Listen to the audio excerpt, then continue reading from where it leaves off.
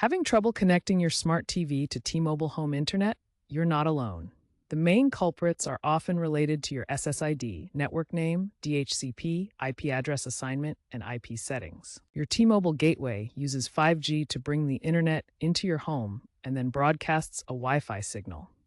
TVs need to properly connect to this Wi-Fi signal to access streaming services. Problems arise when the TV can't detect the SSID, fails to get an IP address from the gateway's DHCP server, or has conflicting IP settings. Let's troubleshoot step by step to resolve the issue and get your TV connected. Also note, the latest firmware update, v1.24, released in August 2025, addresses Wi-Fi stability, including better handling of DHCP leases and SSID broadcasting.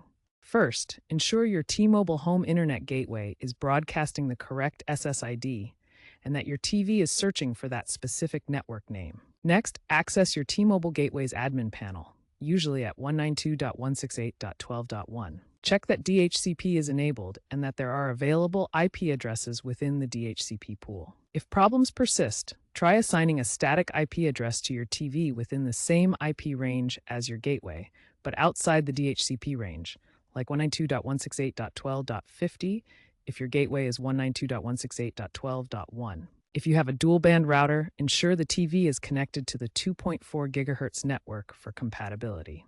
Also, consider using a Wi-Fi analyzer app to assess signal strength. For persistent connectivity issues, consider using Ethernet connections.